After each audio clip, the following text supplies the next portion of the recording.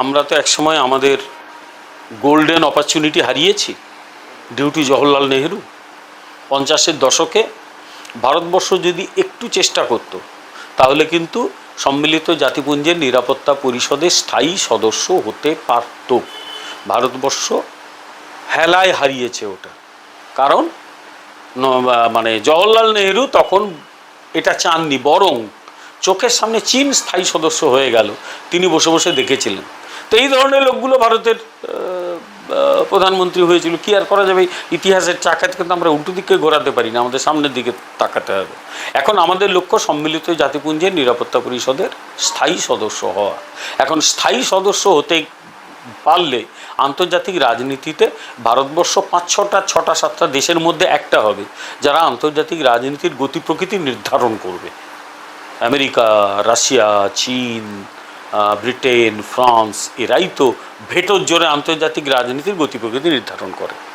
এখন ভারতবর্ষ বিগত 10 বছর ধরে মোটামুটি খুবই চেষ্টা করছে সম্মিলিত জাতিপুঞ্জের নিরাপত্তা পরিষদের স্থায়ী সদস্য হতে।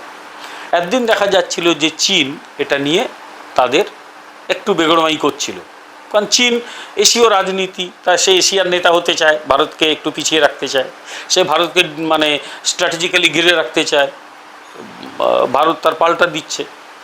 সেগুলো কিন্তু চীনের একটা সমস্যা ছিল ভারতকে নিয়ে। এখন চীনের অন্য সমস্যা দেখা দিয়েছে, সেটা হচ্ছে আমেরিকা।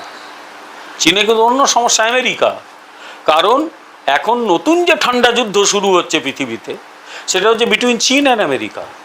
আগে ছিল আগেকার সোভিয়েত ইউনিয়ন ভার্সাস আমেরিকা, এখন হচ্ছে চায়না ভার্সাস আমেরিকা।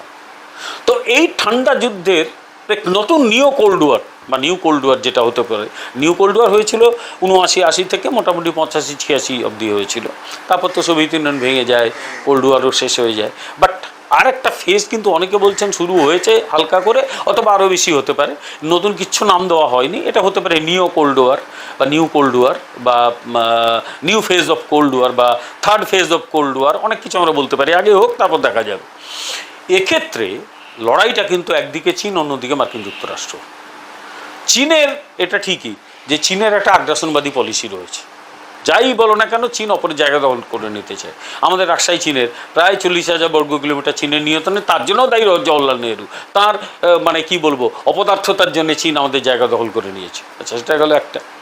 চীনের সঙ্গে ভিয়েতনামের গোলমাল আছে, জাপানের গোলমাল আছে সেনকাকু আইল্যান্ড নিয়ে, চীনের সঙ্গে দক্ষিণ কোরিয়ার গোলমাল আছে, চীনের সঙ্গে দুনিয়া সকলে গোলমাল আছে। চীন খালি মনে করে দুনিয়া সকলে নাকি তার জায়গা মেরে নিয়েছে। ফলে এটা একটা। দুই হচ্ছে চীনের এই যে কি বলবো এক্সপানশনিস্ট পলিসি, তার একটা ইকোনমিক দিক আছে। চীন একটা বিআরও বানাচ্ছে না, আগেকার ওই সিল্ক রুটের ভাবনা নিয়ে একটা বিআরও তৈরি করছে।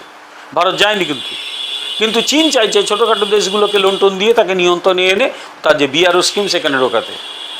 এখন বিআরও স্কিম থেকে অনেকে কিন্তু পালিয়েছে, আবার মালয়েশিয়া ঢুকেছিল, পালিয়ে গেছে, বলে এ যা লোন শর্তে দিচ্ছে ও নিলে 12টা বেজে যাবে। চীন করে কি, আগে লোন দেয়, কঠোর শর্ত আরোপ করে, বিভিন্ন দেশের যারা শাসক দল তারা লোনটা নিয়ে নেয়। পুরো কাজ তো হয়ই না, অধিকাংশ ক্ষেত্রে টাকাটা ঘুষফুস নিয়ে ওরা দেশ ছেড়ে পালায় বা বাইরে পাচার করে দেয়, এবং তারপরে যখন পরের সরকার আসে তারা শোধ করতে গিয়ে চীনের ফাঁদে পড়ে যায়। পড়েছে আমাদের শ্রীলঙ্কা পড়েছে, শ্রীলঙ্কাকে পাকিস্তান তো গেছে 12টা বেজে, ও তো চীন তার 12টা যা বাজানো বাজিয়ে দিয়েছে। শ্রীলঙ্কা হাম্বান্টোটা বন্দর দিয়ে দিয়েছে, চীনকে দিতে বাধ্য হয়েছে এই ফাঁদে পড়ে। ফলে অনেক দেশ এখন চীনের ধারে কাছে যেতে চাইছে না। আমেরিকাও ভয় পাচ্ছে যে চীন এরকম যদি করে, চীন তার একটা থার্ড ওয়ার্ল্ড কান্ট্রিগুলোর মধ্যে বেশ বানিয়ে ফেলতে পারে। আমেরিকা সেটা হতে দিতে চাইছে না। ফলে চীন আমেরিকা লড়াইটা আছে, আগামী দিনে থাকবে। আমার কথা হচ্ছে সেখানে আগামী দিনে ভারত সম্মিলিত জাতিপুঞ্জের নিরাপত্তা পরিষদের স্থায়ী সদস্য পদ হতে চাইলে কি আমেরিকা বাধা দিতে পারে? এখানেই ভারতের কি বলবো বিদেশ নীতি একটা বড় পরীক্ষার সামনে ভারতবর্ষ পড়বে, এবং দেখতে হবে কীভাবে ভারতবর্ষ সেটাকে সামলায়। তার কারণ ভারতবর্ষ কিন্তু চীন এবং আমেরিকার মাঝখানের যে স্পেসটা, আমি কোনো ফিজিক্যাল স্পেসের কথা বলছি না, ইন্টারন্যাশনাল পাওয়ার স্ট্রাকচারের যে স্পেসটা, সেখানে অসাধারণ ভূমিকা পালন করতে পারে। রাশিয়া এবং ইউক্রেনের লড়াইতে রাশিয়া একটু কোণঠাসা হয়েছে, আমেরিকা চীনকে নিয়ে ব্যতিব্যস্ত। ভারতবর্ষ কিন্তু সেই অর্থে খুব একটা ব্যতিব্যস্ত কাউকে নিয়ে নয়, কিন্তু ভারতবর্ষ তার অর্থনৈতিক উন্নতি করে চলেছে। ফলে এই যে একদিকে চীন অন্যদিকে আমেরিকা, এইটাকে যদি ভারতবর্ষ ঠিকমতো ব্যালেন্সটা করতে পারে, এবং আমার ধারণা করবেও, তাহলে ভারতের সম্মিলিত জাতিপুঞ্জের নিরাপত্তা পরিষদের স্থায়ী সদস্য হওয়াটা কিন্তু আমি মনে করি খুব অসুবিধা হবে না, কারণ আমেরিকা ভারতকে সাপোর্ট করবে। অন্যদিকে চীনও কিন্তু আর বাধা দেওয়ার সাহস পাবে না। বিশেষত অপারেশন সিন্দুরের পর চীনও বুঝে গেছে যে পাকিস্তানের উপর ভরসা করে আর লাভ নেই, ওর দেশটাকে দিয়ে কিচ্ছু হবে না, ওই দেশটা টিকবে না। ওটা বোধহয় পাকিস্তানেও মানে চায়নাও বুঝতে পেরে গেছে। ওই জন্য দেখবে ওখানে যে CPEC, China Pakistan economic corridor, সেটার পাকিস্তানি বাহিনী হাতে ছাড়ছে না, তিনটা নিজের বাহিনী পাঠাচ্ছে, তাও আবার বালুচ বিদ্রোহীরা দিচ্ছে তাদের উড়িয়ে। ফলে সব মিলিয়ে চীনও ওখানে বিপদে আছে। এই জায়গায় ভারতের ভূমিকা কিন্তু গুরুত্বপূর্ণ হয়ে উঠছে আন্তর্জাতিক রাজনীতিতে। ভারত চাইছে যে রাশিয়া এবং ইউক্রেনের যুদ্ধ বন্ধ হোক। যুদ্ধের মাত্রা অনেক কমেছে, কিন্তু যুদ্ধ পুরোপুরি তো কেউ বন্ধ করেনি, ফলে সেই সমস্যাটা রয়েছে, আর 2-3 বছর ধরে একটা যুদ্ধ চলছে। অন্যদিকে মার্কিন যুক্তরাষ্ট্র বর্তমান প্রেসিডেন্টের অধীনে ঘেঁটে দিয়েছে সব, মানে আন্তর্জাতিক রাজনীতিকে ঘেঁটে করে দেওয়া যাকে বলে, ওটা ডোনাল্ড ট্রাম্প করে দেখিয়ে দিয়েছে। ফলে সেখান থেকে আবার নতুন করে নিজেকে গড়ে তুলতে আমেরিকার কিন্তু টাইম লাগবে। ডোনাল্ড ট্রাম্প 2 বছর পরে, 1.5 বছর পরে, 2.5 বছর পরে যখন চলে যাবে, তখন ভারতের কিন্তু টাইম লাগবে। ফলে এবারে আমেরিকার কিন্তু টাইম লাগবে এটাকে নিজেকে আবার ওই জায়গায় গড়ে তুলতে। ফলে এই যে জায়গাটা, এই যে পাওয়ার স্ট্রাকচারে স্পেসটা রয়েছে মাঝখানে, Bharatvarsha, India can bridge the gap.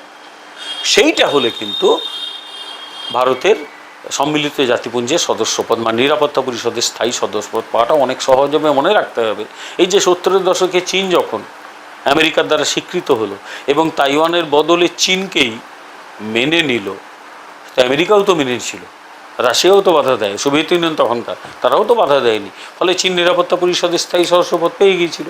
আজকে সমস্ত হিসেব দেখলে ভারতবর্ষ কিন্তু নিরাপত্তা পরিষদের স্থায়ী সদস্যপদের দাবিদার। আর চীন যদি এক্ষেত্রে কোনো রকম বাগড়া না দেয়, আমার ধারণা ভারত কিন্তু পেয়ে যেতে পারে। আর আমেরিকার নিজের স্বার্থে ভারতবর্ষের এই স্থায়ী সদস্যপদে বাধা দেবে না।